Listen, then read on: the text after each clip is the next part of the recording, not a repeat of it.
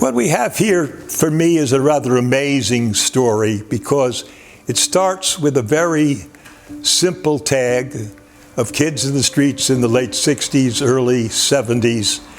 And Taki's interview is very modest because he's a very modest guy, but as a documenter and somebody who's followed the history, I'd like to just place it in a little different perspective.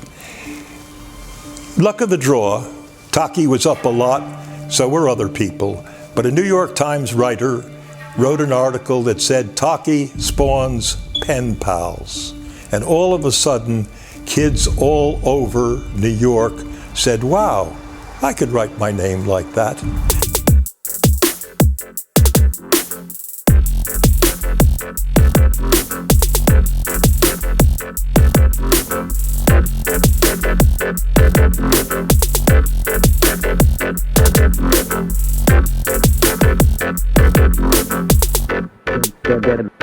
That rhythm. Yeah, so I moved to New York in the mid-50s and grew up in Washington Heights. Made a lot of friends early. You know, we came up with them, went to school with them. Other people kept moving in, so it was a pretty big Greek community. You know, obviously we knew other people from the neighborhood, but that was the core of our friends.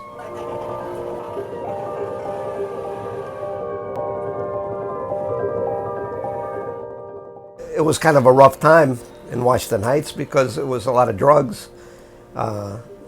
It was kind of a funny neighborhood. It was lousy, but for being in Manhattan, it was like being in the country. There was so many parks up there. Yeah, when we were teenagers, basically we're going to school, everybody's trying to make a few dollars working somewhere, go to the beach whenever we can, go hang out in the park.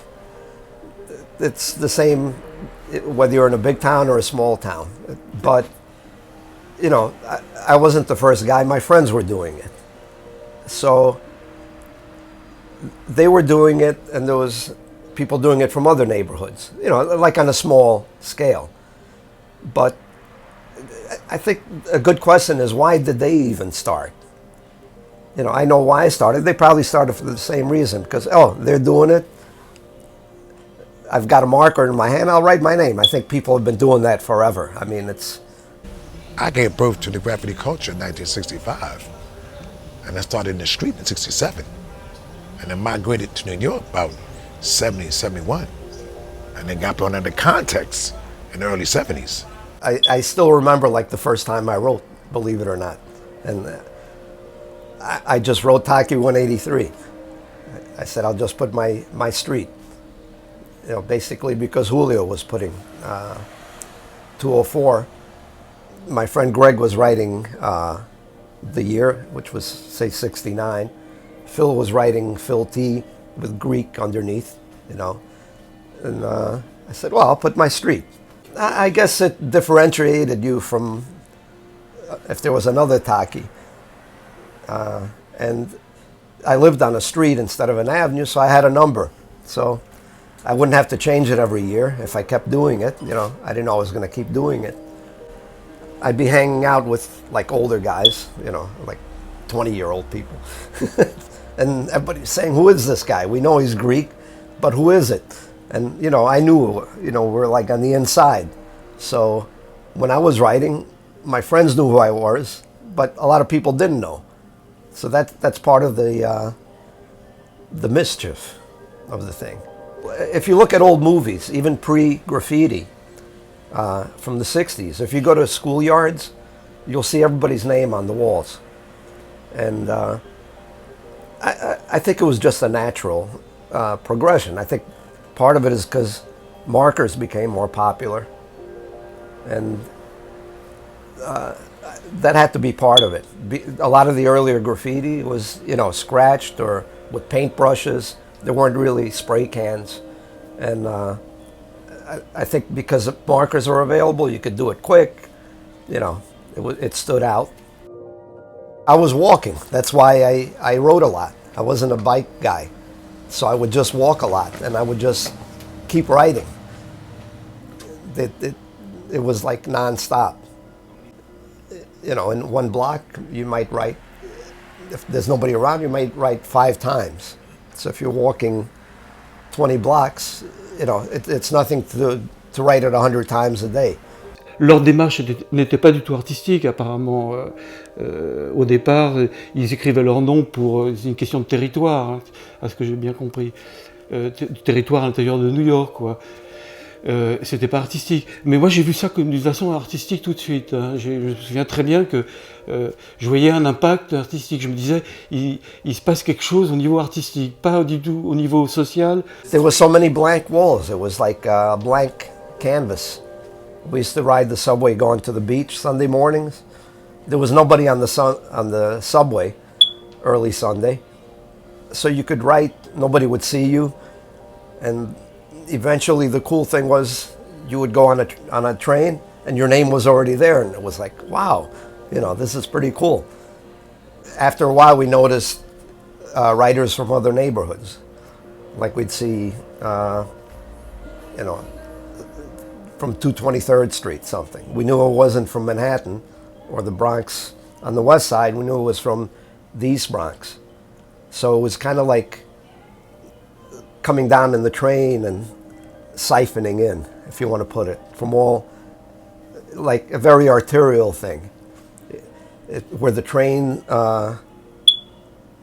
like 59th Street, where everything would cross, you'd see stuff from all over the city. So that's how we knew it was like spreading in the city. J'ai fait un premier voyage à New York, j'avais 20 ans, en 1972, et j'ai découvert les premiers graffitis de New York, dont TAKI183, et là j'ai reçu un choc énorme. Je peux dire énorme, qui a déterminé toute ma vie. C'était extraordinaire quand on arrivait dans cette ville, qu'on n'avait jamais vu de graffiti fait comme ça, à la main, vite fait, sur les métros, sur les murs de New York. C'était une découverte, mais incroyable. When Stay High 149 started doing very stylized graffiti, you know, we said, wow, this guy's really putting some time doing it. Because we were like basically hit and run. You'd write your name, nobody would see you, you'd move on. This guy was actually taking the time to make a character, you know, to make some kind of personal statement. And that's when we saw like more stylized writing. But that was like really early. But it didn't really go anywhere. But I think people like who had an eye for art, they said, yeah, it might be going somewhere. And, you know, you'd have to go from where he was. I think that's the next step of graffiti, when people started putting time into doing it. I'm not talking about writing their name big, just actually putting characters in, or, you know, some kind of style. I did some big pieces at places where it was quiet and I could get away with it, but, you know, there was no point to it, really, because I didn't sit around and design pieces, say like Blade did and things, you know, really creative things. It didn't seem to, it seemed kind of pointless to me to write my name really big on the side of a train, you know, when people knew me from writing a little piece.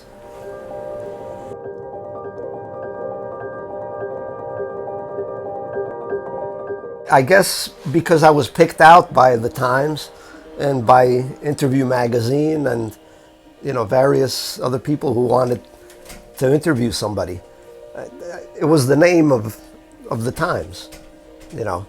That's the name that, it's true what you're saying. Why did the Times pick me? Because even in the picture of, in the article, there's like 20 names on the wall. So why did they pick me? Because I was hitting on the East Side, which is where the people who, you know, they publish, they're influential. You know, that's why they picked me. I was writing at the right place. Faire son nom, comme Taki le faisait dans le métro, ça lui donnait une renommée tout de suite, en quelques mois, il a eu cette renommée incroyable pour avoir un article dans le New York Times très rapidement. Hein, je te dis 72-73, hein, cet article, je me souviens plus exactement, mais 72-73, il y a eu cet article, et à la suite de cet article, alors là, ça a engendré, ça a fait boule de neige, et la vague de tous les graffitis est arrivée. Et... But in New York, that was the media capital of the world. When they done something, man, it was magnified. It was really magnified, you know. To be honest with you, New York overshadowed me. No, and when it did move on, nobody called me and said, oh, come down to, I don't know, Moda or something like that, because I was out of it so much. You know, I probably knew some of these people. I never had a relationship with the art world because I was just so far removed from it. And nobody was really saying, oh, you know, let's see how it started and stuff like that. I mean, if I happened to meet somebody, like I met Tracy in 1978. He was working for a friend of mine. He was like a teenager. Like he knew who I was, which was kind of cool, but it never went beyond that. Yeah, I mean, I stopped writing. I did other things. I got married. You know, you got kids, you're working. But, you know, if somebody hands you a marker, you're going to write. And even to this day, if I'm somewhere and I write, no matter how small it is, somebody sees it. It still makes an impact, even if you're writing, you know, small size, which is what I used to do.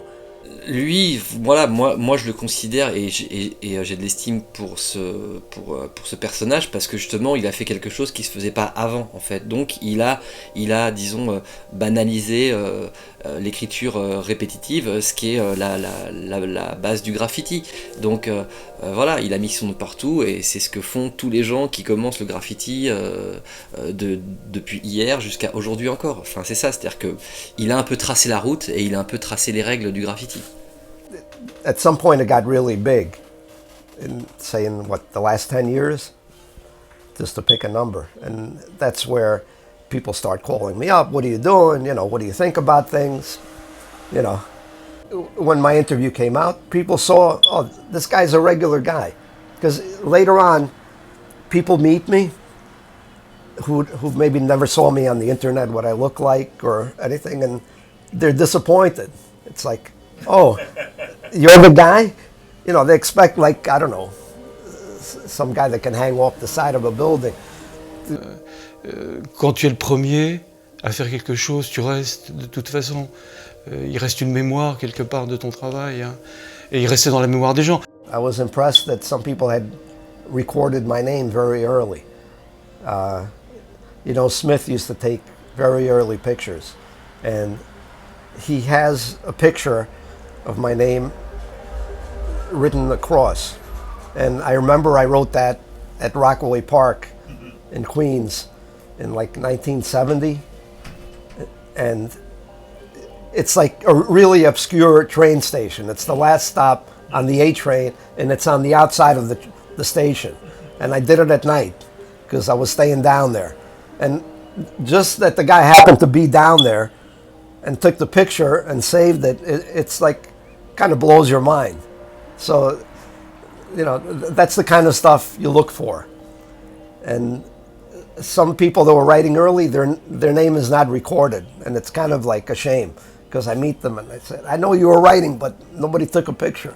So, and people were really saying, you know, oh, you influenced me. And even though I was very basic what I did, that's the amazing thing out of everything. Je pense que les autres se sont mis à faire des graffitis, à écrire leur nom, à faire des tags, parce que Taki avait été tellement présent dans la ville de New York qu'il a engendré une espèce de mouvement, déjà à l'époque, en 72. After it started becoming an art movement, people would start writing books. And the books only go up to a certain amount, up to a certain evolution of graffiti. So I think everything is already in place. There's the early interviews from the Times Interview magazine. Then there's the first books that came out. And they only go up to a certain point. And then newer books came out. And then European books came out. So I think everything, the steps of street art are already in place. You can get a book from 1985 and you'll say, oh, this looks pretty primitive, but that's how it was then. And then another 5 years, it progressed, there's another book. So I don't think things are forgotten or have to be put in context, because it's already there. Enfin, quand tu commences le graffiti, bah, tu t'intéresses un minimum à qui était là au début. Et c'est vrai qu'on parle de lui dans tous les ouvrages, pas en tant qu'artiste, mais en tant que précurseur, que c'est l'espèce d'étincelle quoi, de ce mouvement. Donc j'en ai entendu parler assez tôt. In recent years, there have been two very significant shows based upon the graffiti, spray can art, urban art culture. The first one was done by Jeffrey Deitch at the LA County Museum of Contemporary Art in I think about 2010. 188 or more thousand people went through that show. When you entered the show, there were two very large names on the walls. Interestingly enough, one was TAKI183 and the other was Cornbread from Philadelphia. I think that me and Taki are the icons of this culture. Had it not been for he and I in this country, this culture wouldn't be nowhere where it's at in the world today. The point of street art now, and graffiti in general, is that it's a big opportunity for creative people. Because previously you'd have to be a trained artist and you'd have to get your stuff into a gallery.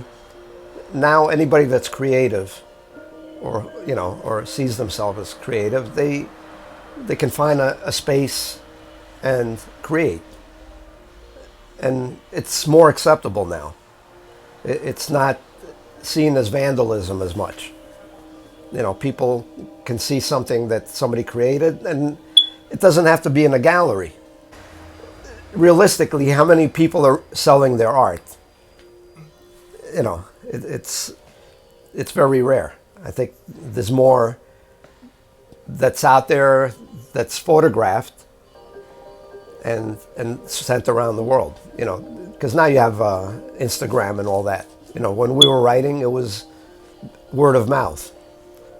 Now anybody, you can do something, you think it's nice, you put it on Instagram and somebody says, oh, this is nice, we'll send it down the line. And, I guess people measure their success in likes or whatever. Moi, le compliment que je lui ferais, c'est merci d'avoir tracé la route, quoi, et merci d'avoir fait un truc qui se faisait pas et qui nous a tous donné envie, parce que rien que le nom TAKI183, quand t'es un jeune ado, tu vois, ça sonne bien, ça sonne, voilà, c'est un nom de graffiti artiste. Merci d'avoir eu le courage d'écrire ton nom partout et d'avoir engendré un tel mouvement qui est mondial aujourd'hui, où il n'y a plus une seule ville au monde qui ne soit pas investie par les artistes. Hein. C'est partout, en Chine, en Russie, en Afrique, en Amérique du Sud, c'est partout. Je pense que c'est le mouvement le plus important dans l'histoire de l'art, c'est le mouvement le plus important. It is the most significant art form of the last 50 years. Basically started with simple tags that said, this is me, I'm proud to be me, I live in a culture of a star culture, and I don't have access to a lot of things that other people have, like a license plate, that says my name, but I can write on the walls, and I can see people come by, and they will know who I am, and they will know what street I'm from, and that will give me a certain amount of personal satisfaction.